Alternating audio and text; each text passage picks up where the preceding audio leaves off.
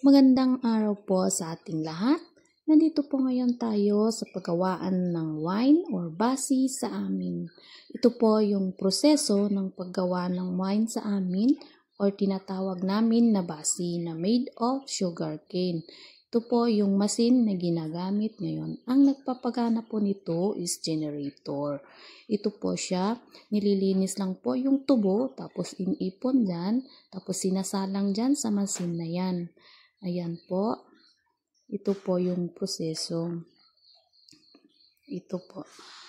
Ayan. So, ito na po yung katas ng sugarcane. Niluluto po muna siya.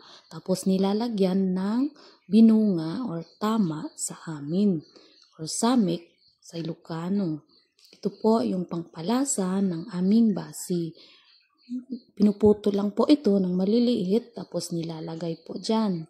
Ito na po yung finished product namin.